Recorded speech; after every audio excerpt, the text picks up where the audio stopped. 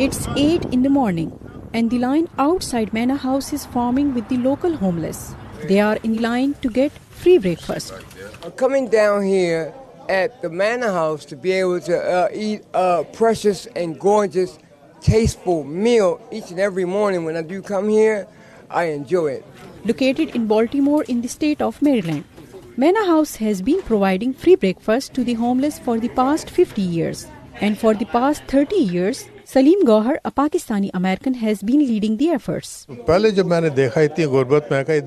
When I first saw that there was so much poverty here, but at the same time so much wealth, how could this imbalance exist? There must be a solution to this. So I started volunteering.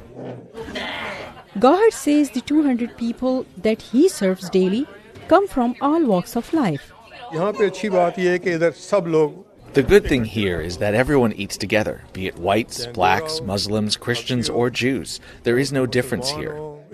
Manor House does not just hand out free breakfast but also provides other services such as a daycare center where homeless people can spend their time as a community.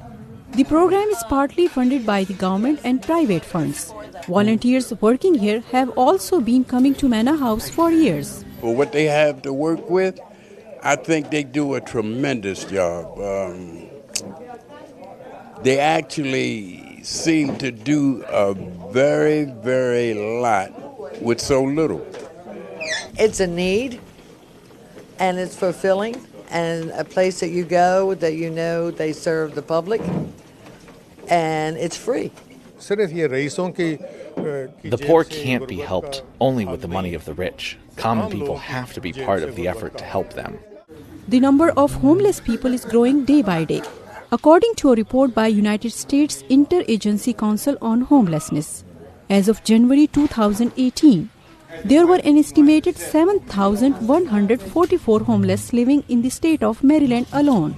Organizers of Manor House say they are now looking into expanding the space to help as many people as possible.